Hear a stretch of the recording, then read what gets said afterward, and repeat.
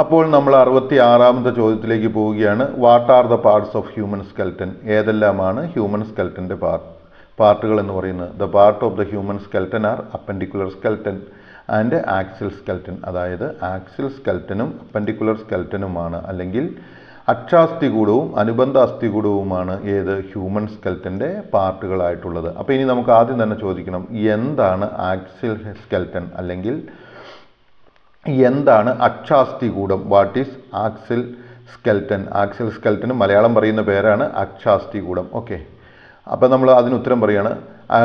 Axle skeleton consisting of the bones seen in the central axis of the body. അപ്പോൾ ഏതാണ് axial skeleton? Consist of the bones in the central axis of the body, അതായത് നമ്മളുടെ ശരീരത്തിൻ്റെ central ഭാഗത്തായിട്ടാണ് കാണപ്പെടുന്നത്. It is made up of bones in our head, neck, back and chest. അവ ഏതെല്ലാം ബോണുകളോട് കൂടിയാണ് അവ നിർമ്മിക്കപ്പെട്ടിരിക്കുന്നത്? അവ തലയുടെ ബോണുകളും അല്ലെങ്കിൽ തലയോട്ടികളും, നെക്കിലുള്ള അതിൽ കഴുത്തിലുള്ളതും, പുറകിലുള്ളതും അതായത് ബാക്കിലുള്ളതും, അതുപോലെ തന്നെ ചെസ്റ്റിലുള്ളതുമായിട്ടുള്ള ബോണുകൾ കൊണ്ടാണ് ഏത് ആക്സിൽ സ്കെൽട്ടൻ ഏതാണ് രൂപപ്പെട്ടിരിക്കുന്നത്. ഇനി രണ്ടാമതായിട്ട് ചോദിച്ചിരിക്കുന്നത് വാട്ട് ഈസ് അപ്പൻഡിക്കുലർ സ്കെൽട്ടൻ? എന്താണ് ഈ അപ്പൻഡിക്കുലർ സ്കെൽട്ടൻ എന്ന് വെച്ച് കഴിഞ്ഞാൽ എന്താണ്? നിങ്ങൾക്ക് എല്ലാവർക്കും അറിയാവുന്നതാണ്, അനുബന്ധ അസ്ഥികൂടം അല്ലെങ്കിൽ ഒന്നിനോട് ചേർന്നിരിക്കുന്ന അസ്ഥികൂടങ്ങൾ ഏതെല്ലാമാണ്? It consist of the bones which are connected to the central axis. അതായത് ആക്സിൽ സ്കെൽട്ടനോട് കണക്ട് ചെയ്യപ്പെട്ടിരിക്കുന്ന എല്ലാ അസ്ഥികളെയും കൂടി, ആ അസ്ഥികൂടത്തെ എല്ലാത്തിനെയും കൂടി പറയുന്നതാണ് ഏത് അപ്പൻഡിക്കുലർ സ്കെൽട്ടൻ അല്ലെങ്കിൽ അനുബന്ധ അസ്ഥികൂടം. Appendicular skeleton is made up of everything else the bones that attach to our axial skeleton. അതായത് നമ്മുടെ അപ്പൻഡിക്കുലർ സ്കെൽട്ടൻ എന്ന് പറയുന്നത് ഏതാണ്? നമ്മളുടെ ആക്സിൽ സ്കെൽട്ടനോട് അറ്റാച്ച് ചെയ്യപ്പെട്ടിരിക്കുന്ന അല്ലെങ്കിൽ ബന്ധപ്പെട്ടിരിക്കുന്ന എല്ലാ അസ്ഥികളും കൂടി ഒന്നിച്ചു ചേർന്നതാണ് ഏത് ഈ അപ്പൻഡിക്കുലർ സ്കെൽട്ടൻ എന്ന് പറയുന്നത്. ഇനി നമ്മൾ പോകുന്നത് ഏതാണ്? ഇലിസ്ട്രേഷൻ 4.7 ഹ്യൂമൻ സ്കെൽട്ടൻ എന്ന് പറഞ്ഞേച്ച് ഒരു ഭാഗം നമുക്ക് കാണുവാനായിട്ട് സാധിക്കും. ഇലിസ്ട്രേഷൻ 4.7 97ാമത്തെ പേജിൽ.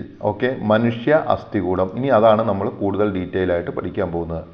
അപ്പോൾ നമുക്ക് ചോദിച്ചിരിക്കുന്നത് our head contains how many bones? നമ്മളുടെ തലയിൽ എത്ര എല്ലുകളുണ്ട്? 29 എല്ലുകളാണുള്ളത്.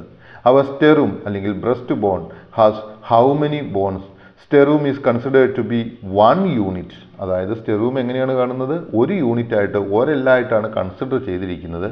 Yet it is divided anatomically into 3 region. ഈ സ്റ്റെറൂം ഒന്നായിട്ടാണ് കണക്കാക്കുന്നതെങ്കിലും അതിനെ 3ആയിട്ട് തിരിക്കാവുന്നതാണ്. ഒന്നാമത്തത് ഏതാണ്? മനൂബ്രിയം. മനൂബ്രിയം എന്ന് വെച്ച് കഴിഞ്ഞാൽ എന്താണ്? The most superior portion of the സ്റ്റെർണൂം.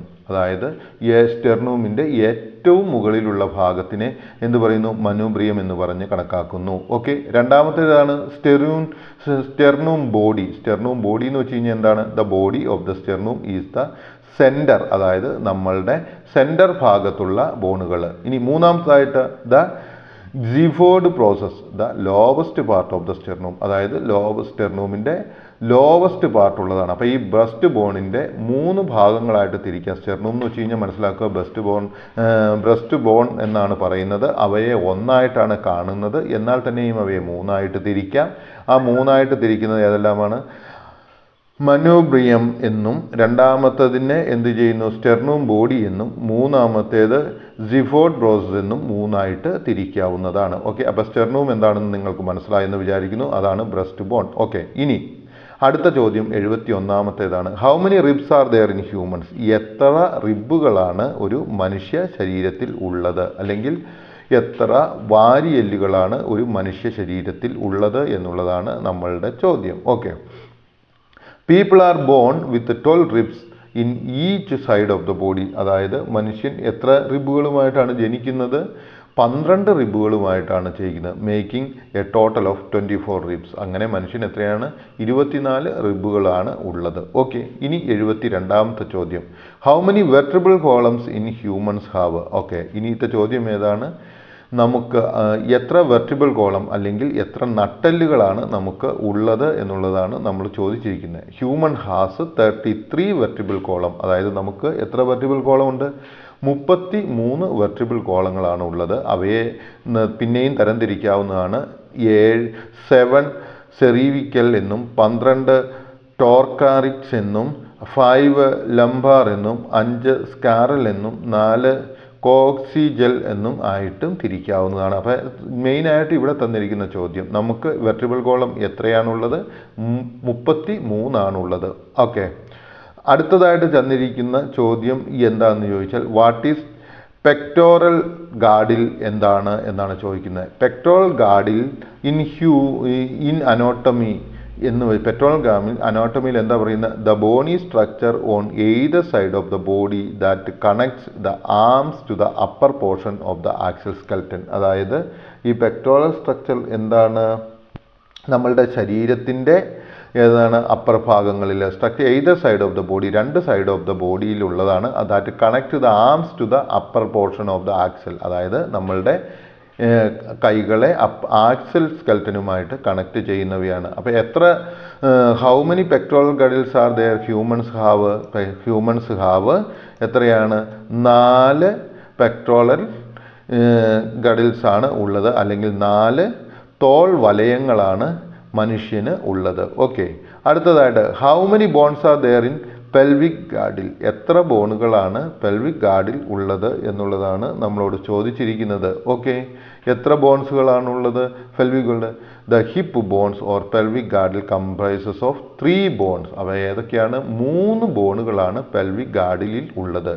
ഇലൂം, ischium and the pubic bone. അപ്പം 3 ബോണുകളാണ് ഏതിലുള്ളത്? പെൽവിക് ഗാർഡിലുള്ളത്. What is forelimb? പിന്നെ തന്നിരിക്കുന്ന ഒന്നാണ് ഫോർലിം എന്ന് പറഞ്ഞാൽ എന്താണെന്ന്. Forelimb is located between the wrist and elbow. അതായത് എൽവോയ്ക്കും റിസ്റ്റിനും ഇടയിലാണ് ഫോർലിംബുകൾ ഉള്ളത്. The bones present in the forelimb are forelimb. അതായത് ഫോർലിംബിൽ എത്ര ബോണുകളുണ്ട്?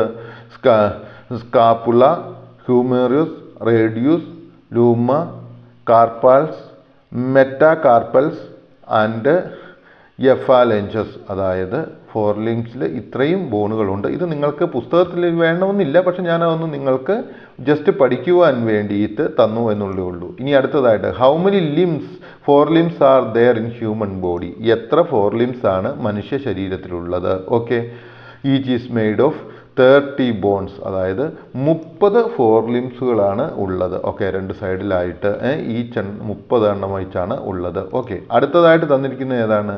ഹിൻഡ് ലിംബ് എന്ന് പറഞ്ഞിരിക്കുന്ന ഭാഗമാണ് തന്നിരിക്കുന്നത്. എത്രയാണ് ഹിൻഡ് ലിംബ് എന്ന് വെച്ച് കഴിഞ്ഞാൽ എന്താണ്? What is hind limb? Hind limbs are those that are found in the back part of the body. Hind limbs എന്ന് പറയുന്നത് എവിടെയാണ്? നമ്മുടെ ശരീരത്തിൻ്റെ ബാക്ക് ഭാഗങ്ങളിലാണ്, പുറം ഭാഗങ്ങളിലാണ് തന്നിരിക്കുന്നത്. ഞാനൊരു കാര്യം എപ്പോഴും പറയട്ടെ കേട്ടോ, നിങ്ങൾ ഈ ചിത്രം ഒന്ന് എടുത്തു വെച്ചിട്ട് വേണം നിങ്ങൾ ഇത് പഠിക്കുവാനായിട്ട് ശ്രമിക്കുവാനായിട്ട്. Okay, how many hind limbs are there in human body?